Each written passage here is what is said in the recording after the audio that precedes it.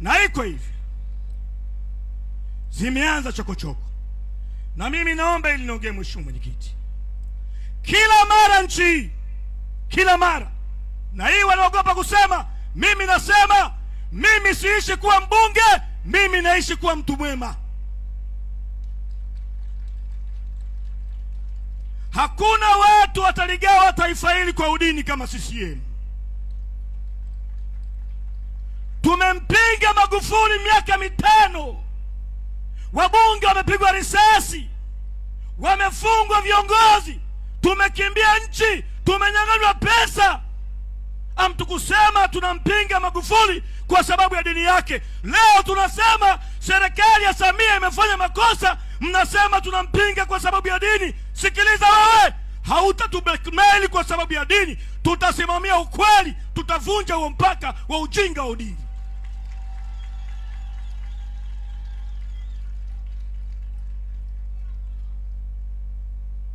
Kikwete wakati anatawala, Waislamu nisikilizeni na mnisikiliza kwa makini, mashehe wengi waliwekwa ndani wakati wa Kikwete. Wengi wamekuja kuondolewa wakati wa Samia. Wakati wanawekwa ndani, hamkusema Kikwete ni mdini kwa sababu Kikwete alikuwa ni Muislamu. Angekuwa mashehe wamewekwa ndani, Mkristo akiwa ni rais, nchi ingekuwa ni mahali pabaya leo.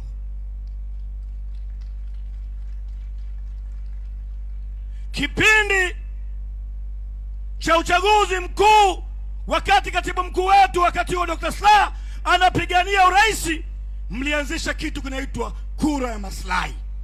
Na mimi niliongea bungeni, wakaniomba nisiongee tena. Mkadanganywa kupitia dini. Dini gani hiyo wanawadanganyia? Hawa watu wanawadanganya, tunakula nao kitimoto mtaani. Hawa wanaongea dini, wanapotaka utawala hawamjui Mungu yoyote hawa. Leo tunasema huu mkataba ni mbovu, haufai. Mnapita mnasema hawa wanampinga kwa sababu ya udini. Tulimpinga Magufuli, Magufuli alikuwa ni Muislamu. Tulimpinga Mkapa, Mkapa alikuwa ni Muislamu.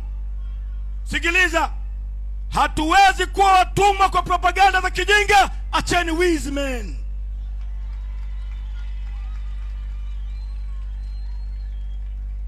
Unajiuliza kwa nini kila anapotawala Muislamu ndio propaganda ya udini inazaliwa? Mnataka kutufanya watumwa, na hatuwezi kuwa watumwa hiyo propaganda.